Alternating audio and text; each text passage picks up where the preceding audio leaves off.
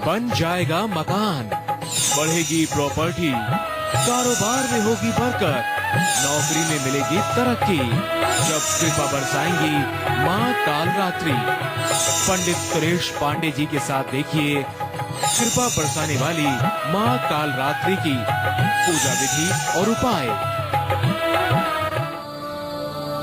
जी हाँ, तो कल 7वां नवरात्र है। 7वें नवरात्र पर माँ कालरात्रि की आराधना का विधान होता है।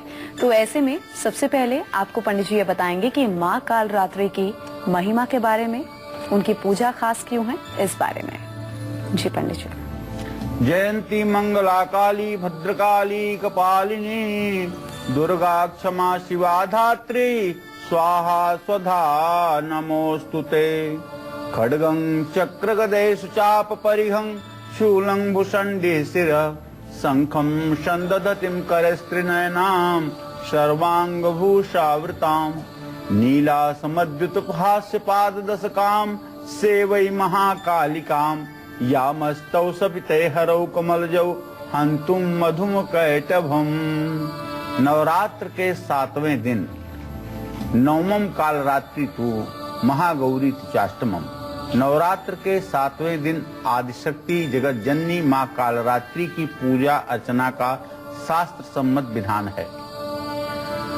माँ कालरात्रि काल का नाश करने वाली है, इसी वजह से इन्हें कालरात्रि कहा जाता है। इनका वर्ण काला है और माँ की इनका वाहन गदर्भ गधा है। माँ ऊपर उठे हुए दाहिने हाथ की वर मुद्रा से सभी को वरदान प्रदान करती हैं। इनकी आंखों से अग्नि की वर्षा होती है। दाहिनी तरफ का नीचे वाला हाथ अभय मुद्रा में है। बाईं तरफ के ऊपर वाले हाथ में लोहे का कांटा और नीचे वाले हाथ में तलवार है। उनका स्वरूप अग्निमय है और उनके माथे पर चंद्रमा का मुकुट शोभायमान है। देखने में माँ का स्वरूप विकराल अवश्य है, लेकिन माँ हमेशा ही शुभ फल प्रदान करती हैं। इसी कारण से इनका एक नाम शंभ निशुंभ दैत्य को मारने वाली भी कहा जाता है। माँ कालरात्रि की पूजा अर्चना से अकाल मृत्यु और नजर दोष, तंत्र मंत्र जादू टोने टोटके का दोष समाप्त हो जाता है। कारोबार की समस्या हो और चाहे प्रॉपर्टी से जुड़ा हुआ कोई विवाद हो, नौकरी में समस्या हो या कर्ज और शत्रु भय से छुटकारा पाना चाहते हो, नवरात्र के 7वें दिन माँ कालरात्रि की उपासना करने से सब कुछ संभव है। या देवी सर्वभूतेषु मातृरूपेण संस्थिता नमस्तस्यै नमस्तस्यै नमस्तस्यै नमो नमः। इस मंत्र का यथासंभव जप करना चाहिए। अब अपने दर्शकों को बताना चाहूंगा कि दुर्गा सप्तशती का प्रथम चरित्र अर्थात पहला अध्याय जो है, उसमें एक कथा आती है कि सूरथ नाम का एक राजा है जिसको कोला विध्वंसी दुश्मनों ने आकर के उसकी राज्य को छीन लिया और उसे मजबूर होकर के वन में भागना पड़ा। और समाधि नाम का एक उसी समय में बनिया हुआ वैश्य हुआ, जिसके बेटों ने उसके वृद्धावस्था में उसे अपने घर से बेघर कर दिया। दोनों जाकर के एक दूर जंगल में रहते हैं। एक दिन दोनों की आपस में मुलाकात होती है। सूरथ नाम का राजा अपने राज्य के छिन जाने की बात समाधि नाम बनिया से करता है और समाधि नाम का बनिया अपने बेटों की चिंता में कहता है कि पता नहीं मेरे बेटे कैसे होंगे, कैसा व्यवसाय करते होंगे, उनको कोई बेवकूफ तो नहीं बना रहा होगा। इस तरह की दोनों चिंता युक्त बातें करते हैं। सूरथ नाम का राजा कहता है कि यहाँ जंगल में थोड़ी सी ऊंचाई पर एक मेधा नाम के ऋषि रहते हैं, चलते हैं उनके पास इसका समाधान पूछते हैं। मेधा नाम के ऋषि के पास जब ये दोनों जाते हैं तो मेधा ऋषि दोनों की बातों को सुन करके कहते हैं कि सच कह रहे हो तुम लोग, सिर्फ मनुष्य अपने बच्चों की परवरिश नहीं करता, बल्कि पंछी भी अपने बच्चों को भूखा रह करके एक एक दाना ले आकर के अपने बच्चों के मुंह में डालते हैं। लेकिन पंछी जब वृद्ध हो जाता है तो अपने बच्चों से अपेक्षा नहीं रखता है कि बच्चे मुझे भी ले आकर के एक एक दाना मेरे मुंह में डालें। लेकिन मनुष्य अपने बच्चों का परवरिश इसलिए करता है कि उसके बुढ़ापे में काम आए।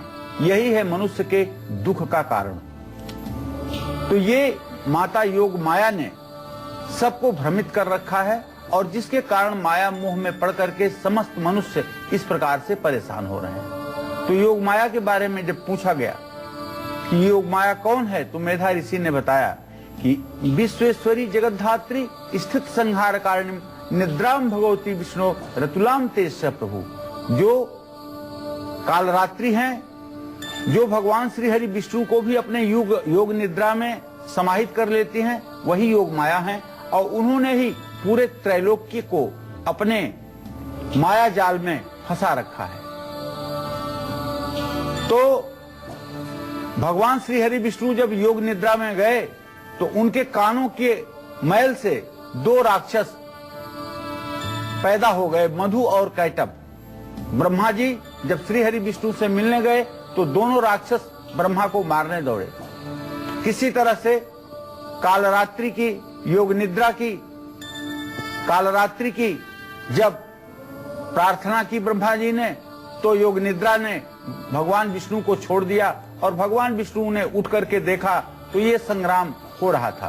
भगवान विष्णु ने उन दैत्यों से 10,000 वर्ष तक युद्ध किया, लेकिन वो दैत्य नहीं मारे जा सके।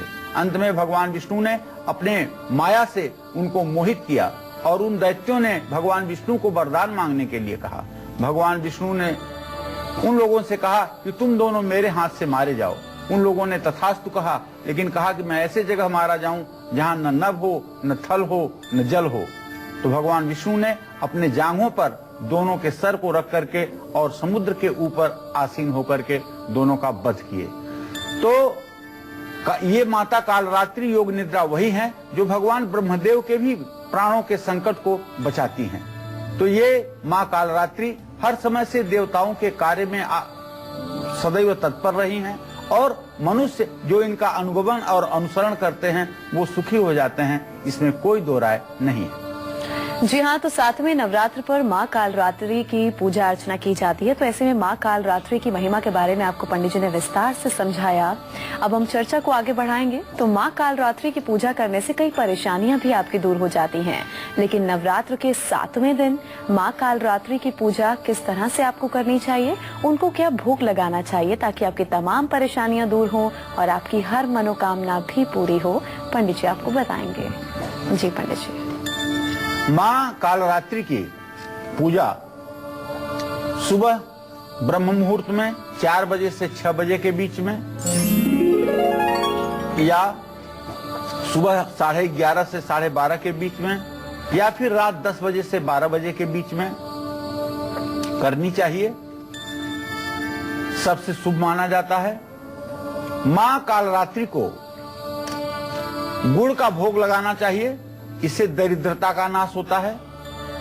कल सुबह 9 बजे से पहले 7 चीकू माँ को अर्पित करके शाम को प्रसाद के रूप में ग्रहण करें। माँ कालरात्रि को रात की रानी का फूल जरूर चढ़ाएं। 7वां दिन माँ सरस्वती के आवाहन का भी दिन होता है, इसलिए कल कन्याओं को पढ़ाई से जुड़ी हुई सामग्री आप जरूर भेंट करें। कालरात्रि की पूजा करने वालों को नीले या लाल या सफेद रंग के वस्त्र पहन करके पूजा करनी चाहिए। मकर और कुंभ राशि के जातक मां कालरात्रि की पूजा जरूर करें।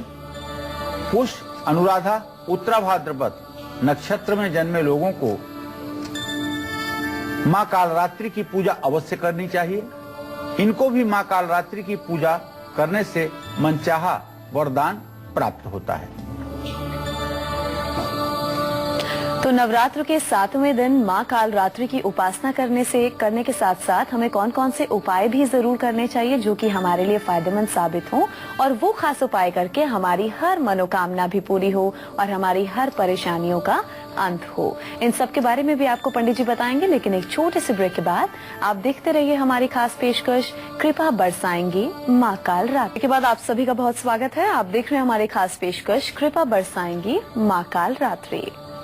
तो कल नवरात्र के 7वें दिन मां कालरात्रि की उपासना करने से जीवन की बड़ी से बड़ी परेशानियां दूर हो जाती हैं। तो ऐसे में अगर किसी को कोई मानसिक या शारीरिक समस्या है तो उसको कैसे करनी चाहिए कल मां कालरात्रि की पूजा आराधना, और क्या कुछ उपाय करने चाहिए, पंडित जी आपको बताएंगे। जी पंडित जी। मैं अपने सभी दर्शकों को बताना चाहूंगा कि काल रात्रि की उपासना के लिए रात्रि सूक्त से बढ़कर के कुछ भी नहीं है। ओम विश्वेश्वरी जगद्धात्री स्थित संहार कारिणीम निद्राम भगवती विष्णोरतुलाम तेजसः प्रभु। ब्रह्म उवाच त्वं स्वाहा त्वं सुधा त्वं हि वखट्कार स्वरात्मिका सुधा त्वमक्षरे नित्ये त्रिधा मात्रांबिका स्थिता अर्धमात्रा स्थिता नित्यायानुचार्या विशेषत त्वमेव संध्या सावित्री त्वं देवी जननी परा त्वयेत धार्यते विश्वं त्वयेत सृज्यते जगत् त्वयेत पाल्यते देवी त्वमत्यन्ते च सर्वदा विशिष्ट उशिष्ट रूपा त्वं स्थित रूपा च पालने था संहृत रूपान्ते जगतो वस्य जगन्मये महाविद्या महामाया महामेधा महास्मृति महामोहा च भवती च महादेवी महासुरी प्रकृतिस्त्वं च सर्वस्य गुणत्रय विभावनी कालरात्रि महारात्रि मोहरात्रिश्च दारुणा त्वं श्रीं त्वं ह्रीं त्वं बुद्धिबोध लक्षणा लज्जा पुष्टि तथा तुष्टि शांति शांतिरेव च खड्गिनी शूलनी घोरा गदनी चक्रिणी था शंखनी चापनी बाण भुसुंडी परधायुधा सौम्यान्यानि रूपाणि त्रैलोक्ये विचरन्ते याञ्चत्यार्थ घोराणि तैरच्छास्मात्था भुवम् खड्गशूल गदादीनि याञ्चास्त्राणि अंबिके करपल्लव संगनी रक्षे तैरस्मान रक्ष सर्वतः। तो ये जो रात्रि सूक्त है, इस रात्रि सूक्त का विधि पूर्वक यदि आप कल रात में 5 बार पाठ करेंगे और मां कालरात्रि की पूजा करेंगे तो किसी प्रकार के तंत्र मंत्र जादू टोने टोटके अकाल मृत्यु दुर्घटना के भय समाप्त हो जाएंगे। जिस किसी भी व्यक्ति को मृत्यु का भय सता रहा हो, जिसे मरने से डर लग रहा हो, जिसको लग रहा है कि मुझे कोई बुरा रोग हो जाएगा और मैं काल के गाल में चला जाऊंगा और परिवार का क्या होगा, उन सभी लोगों को बताना चाहूंगा कि कल कालरात्रि का दिन है। कल रात को आप रात्रि सूक्त का पाठ कम से कम 5 बार जरूर करिएगा। मां कालरात्रि को काले चने का भोग जरूर लगाइएगा। काला चना उबाल करके उसको छौंक लगा करके माता की सेवा में समर्पित कीजिएगा। दिल की बीमारियों से यदि बचना है तो कल लौंग कपूर अर्जुन के पेड़ की छाल से हवन करिएगा। अपने घर में एक अशोक का पेड़ अगर कल लगाएंगे तो निश्चित रूप से यह अशोक का पेड़ जब तक रहेगा तब तक आपके परिवार के ऊपर कभी मुसीबत के बादल नहीं आएंगे, इसमें कोई संदेह नहीं। तो कल नवरात्र के 7वें दिन मां कालरात्रि की उपासना करने से न सिर्फ बीमारियों से आपको निजात मिलेगा बल्कि प्रॉपर्टी से जुड़ी परेशानियां, कानूनी मसले, चिंता और तनाव भी खत्म होते हैं। इन सब के बारे में भी आपको पंडित जी बताएंगे। इन परेशानियों से निजात पाने के लिए आपको कौन से खास उपाय करने होंगे, लेकिन एक छोटे से ब्रेक के बाद आप देखते रहिए हमारी खास पेशकश। बन जाएगा मकान, बढ़ेगी प्रॉपर्टी, कारोबार में होगी बरकत, नौकरी में मिलेगी तरक्की जब कृपा बरसाएंगी मां कालरात्रि। पंडित सुरेश पांडे जी के साथ देखिए कृपा बरसाने वाली मां कालरात्रि की पूजा विधि और उपाय। ब्रेक के बाद आप सभी का बहुत स्वागत है। आप देख रहे हैं हमारी खास पेशकश कृपा बरसाएंगी मां कालरात्रि। शुभ संयोग में आए इन नवरात्रों में कैसे मिलेगी हमें नव दुर्गा की असीम कृपा, यही हमें बता रहे हैं पंडित सुरेश पांडे जी पूरे कार्यक्रम के दौरान। तो कल 7वें नवरात्र में मां कालरात्रि की कैसी पूजा करने से और कौन से खास उपाय करने से सेहत से जुड़ी और भी कई परेशानियों से हमें निजात मिल सकता है। कौन से खास उपाय हैं, कैसे पूजा करनी है, पंडित जी आपको बताएंगे। जी। ओम धाम धीम धूम धुर्जतेह पत्नीम वाम विमूम वागधीश्वरी क्राम क्रीम क्रूम कालिका देवी सांग सिंह सुम में शुभम कुरु। ये दुर्गा सप्तशती के सिद्ध कुंज का स्त्रोत का मंत्र है। इस मंत्र का जप करने से भी मां काली की प्रसन्नता होती है। अपने दर्शकों को बताना चाहूंगा कि जिनको कैंसर जैसा रोग हो गया है उन लोगों को चाहिए कि बहुत अच्छे ढंग से अपना इलाज कराएं और एलोपैथिक मेडिसिन्स का सेवन ज्यादा से ज्यादा करने की कोशिश करें और एलोपैथिक ढंग से अपना इलाज कराएं। आयुर्वेदिक दवाओं के भरोसे अपने जीवन को खतरे में ना डालें। लेकिन नवरात्र के 7वें दिन कुछ खास उपाय अगर आप कर पाएं तो शायद ये आपके आयुष्य को बढ़ाने में कामयाबी करेंगे।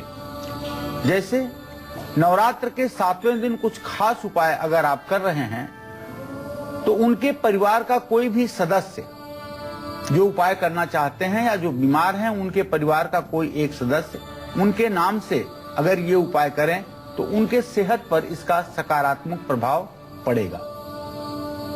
कल नवरात्र के 7वें दिन मां कालरात्रि की पूजा करके लौंग, कपूर, काली मिर्च और सरसों या राई एक पोटली में बांध करके अपने घर के दक्षिण पश्चिम कोने में रख दें।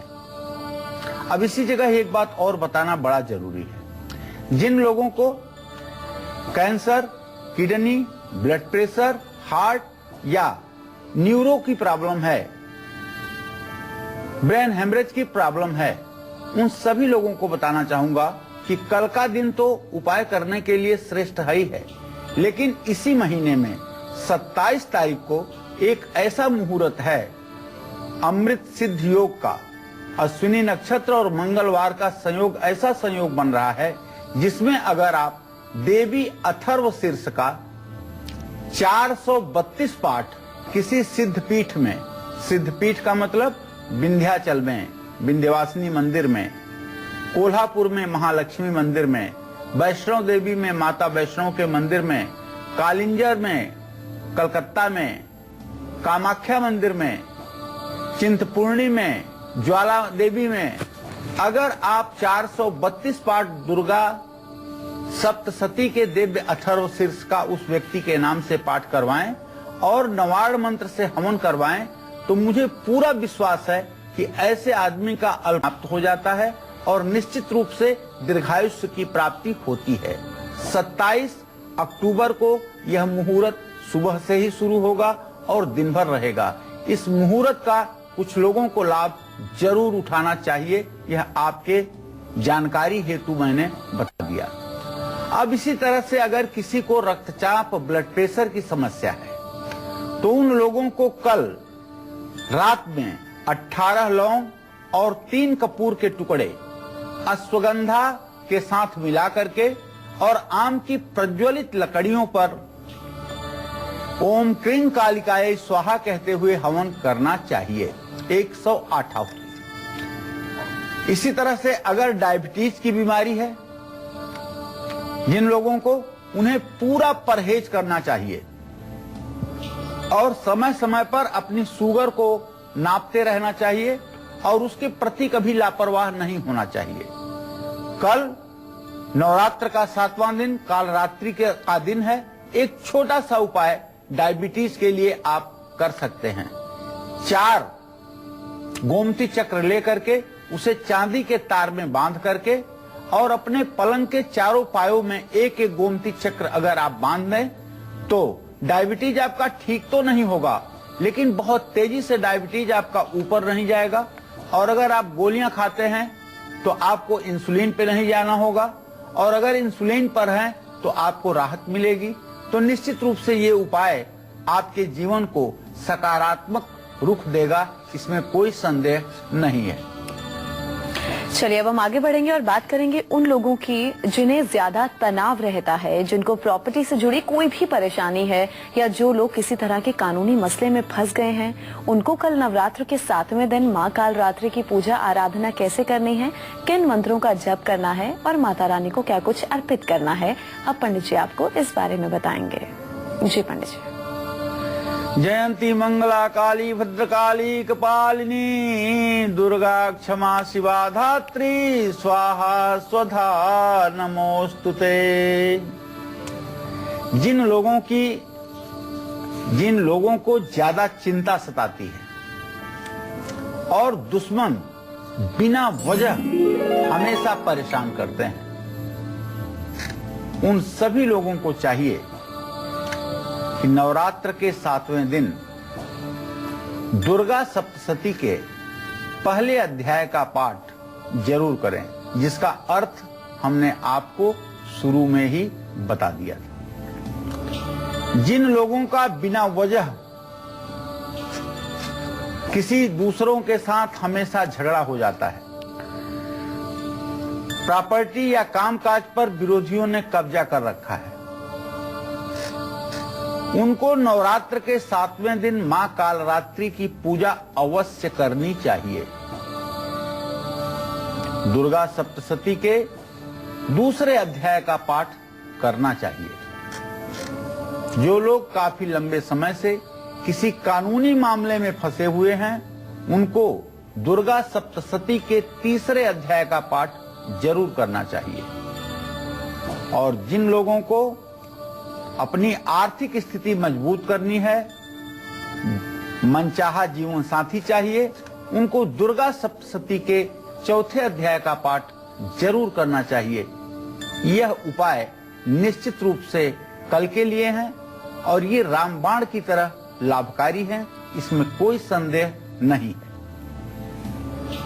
तो जिन लोगों की आर्थिक स्थिति बहुत खराब है, जिनको बार बार दूसरों की बड़ी आसानी से नजर लग जाती है, जिनके पास प्रॉपर्टी है लेकिन फिर भी वो उसका सुख भोग नहीं पा रहे हैं, ऐसे लोगों को कल कालरात्रि की पूजा आराधना करते हुए कौन से खास उपाय करने हैं, कौन से मंत्रों का जप करना है और माता रानी को क्या भोग अर्पित करना है, अब पंडित जी आपको इस बारे में बताएंगे। जी पंडित जी। देखिए, जिन लोगों को बार बार नजर लग जाती है, टोंक लग जाती है, उन लोगों को दुर्गा सप्तशती के 5वें अध्याय का पाठ जरूर करना चाहिए और कल करना चाहिए रात में। जिन लोगों के काम में बार बार रुकावटें आती हैं, उनको दुर्गा सप्तशती के 6ठे अध्याय का जरूर पाठ करना चाहिए। और किसी विशेष कामना की पूर्ति के लिए दुर्गा सप्तशती के 7वें अध्याय का पाठ वरदान साबित होगा। आर्थिक स्थिति को मजबूत करने के लिए दुर्गा सप्तशती के 8वें अध्याय का पाठ करना चाहिए। संपत्ति का सुख मिले और अपने कमाए हुए धन का लाभ उठाने के लिए दुर्गा सप्तशती के 9वें अध्याय का पाठ करना लाभकारी होगा। किसी लापता व्यक्ति का पता लगाने के लिए या किसी लापता चीज का तलाश करने के लिए और संतान सुख की प्राप्ति के लिए दुर्गा सप्तशती के 10वें अध्याय का पाठ अवश्य करना चाहिए। इससे तात्कालिक लाभ मिलेगा, इसमें कोई संदेह नहीं है। जी हाँ, तो 7वें नवरात्र पर माँ कालरात्रि की पूजा आराधना का विधान है। पूजा के बारे में आपको पंडित जी बता ही रहे हैं, कैसे आपको पूजा करनी है, उपाय भी आपको बता रहे हैं तमाम परेशानियों से निजात पाने के लिए, और ऐसे उपाय भी बता रहे हैं जो उपाय आप करें और आपकी हर मनोकामना पूरी हो। आप पंडित जी आपको ये बताएंगे कि जब आप पूजा करें उस दरमियान आपको किन बातों का ख्याल रखना चाहिए और क्या कुछ सावधानियां बरतनी चाहिए। जी पंडित जी। देखिए, मैं बताना चाहूंगा अपने दर्शकों को कि मां महाकाली की पूजा करते समय आपको ध्यान रखना है कि आप किसी कठोर मंत्र का शमशान में जाकर के या किसी बियाबान स्थान में जाकर के बिना किसी सक्षम गुरु के बड़ी साधना को न करने की कोशिश करें। ये देवी सचमुच में काली कुल की प्रमुख देवी हैं। इनकी उपासना काफी उग्र होती है और ये काफी उग्र देवी हैं।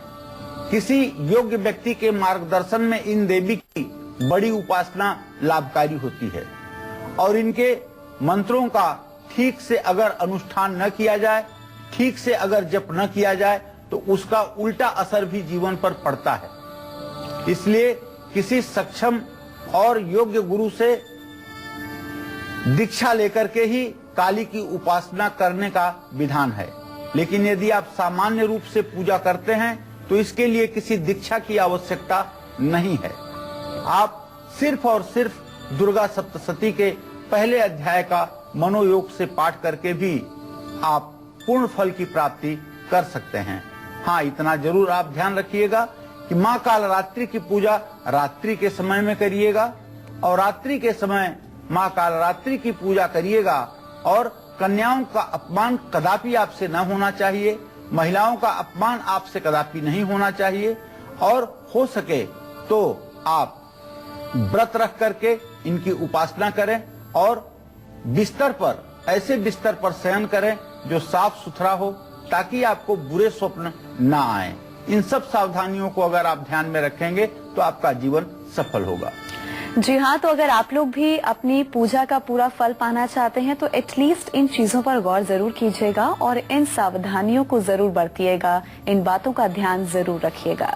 तो जिन लोगों का कारोबार ठीक नहीं चल रहा है, सुख शांति नहीं है, समाज में मान सम्मान नहीं मिलता है, उनको कल माँ कालरात्रि की कैसे पूजा आराधना करनी चाहिए और क्या कुछ उपाय करने चाहिए, ये भी हम आपको बताएंगे। लेकिन किसी भी देवी की उपासना करने से धन संपदा की प्राप्ति होती है, इसमें संदेह नहीं करना चाहिए। किसी भी तरह की अगर आपको चिंता है, आपका कारोबार ठीक नहीं चल रहा है, सुख और संपत्ति दोनों ही जीवन में नहीं है, आपके जन्म कुंडली का बृहस्पति ग्रह खराब है, तो ऐसे में आप दुर्गा सप्तशती के 11वें अध्याय का कल अवश्य पाठ करें। और जानते हैं, खीर से 11वें अध्याय का पाठ करते हुए, दुर्गा सप्तशती के 11वें अध्याय का पाठ करते हुए खीर से आम की प्रज्वलित लकड़ियों पर हवन भी करें। निश्चित रूप से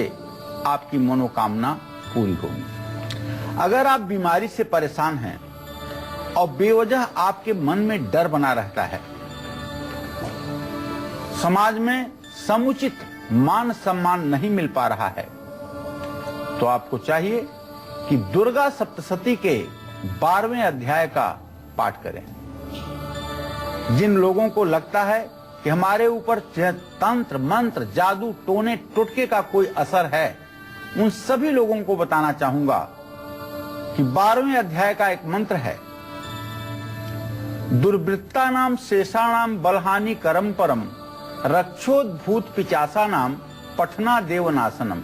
इस मंत्र का कल रात में 10 माला जप कर लीजिए, इन परेशानियों से आपको निजात मिल जाएगी। अगर किसी छोटे बच्चे की बार बार तबीयत खराब रहती है और आप परेशान हो गए हैं, उसे दवा करवाते करवाते और राहत नहीं मिल रही है, तो कल काल रात्रि की बेला में आप रात को बालक ग्रहाभिभूता नाम बाला नाम तापकारकम संघात भेदे चैन्यराम मैत्रीकरण मुक्तमम, ये भी 12वें अध्याय का मंत्र है। इसका भी 10 माला जप करके आप अपने बच्चे को स्वस्थ कर सकते हैं।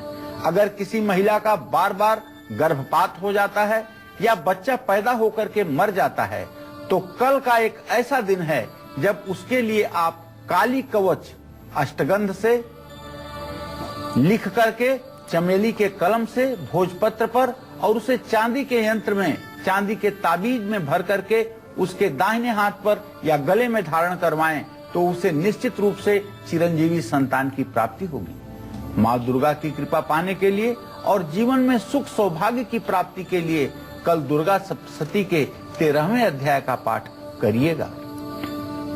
चलिए पंडित जी, अब कल सुबह की आरती के बारे में बता दीजिए, कैसे आरती करनी है और किन चीजों से आरती करनी है। विधिवत पूजा करिएगा। पूजा करने के बाद एक पीतल की थाली में अष्टदल कमल कुमकुम या रोली से बनाइएगा और उसके बीच में 2 जगह थोड़े थोड़े चावल रखिएगा। एक चावल पर एक मिट्टी की देली में कपूर रखिएगा, दूसरे में घी का दिया रखिएगा। दिया जला करके पहले और कपूर जला करके आरती शुरू कीजिएगा। अम्बे तू है जगदम्बे काली, जय दुर्गे खप्पर वाली, तेरे ही गुण गाएं भारती हो मैया, हम सब उतारें तेरी आरती। माता तेरे भक्त जनों पर भीड़ पड़ी है भारी माँ, भीड़ पड़ी है भारी। दानव दल पर टूट पड़ो माँ करके सिंह सवारी। 100 सिंहों से तू बलशाली, अष्टभुजाओं वाली, दुखियों के दुख को निवारती। मैया हम सब उतारे तेरी आरती। अम्बे तू है जगदम्बे काली, जय दुर्गे खप्पर वाली, तेरे ही गुण गाएं भारती। इस तरह से भाव विभोर होकर के भक्त समाज के साथ कल मां कालरात्रि की आरती करनी चाहिए और आरती करने के बाद एक परिक्रमा करना चाहिए क्लॉकवाइज। उसके बाद आरती को रख करके जल गिरा करके आरती देवी को दिखानी चाहिए, स्वयं ग्रहण करनी चाहिए। उसके बाद में आरती सभी लोगों के बीच में भेजनी चाहिए। निश्चित रूप से यह उपाय आपके जीवन को सहज और सरल बना देगा।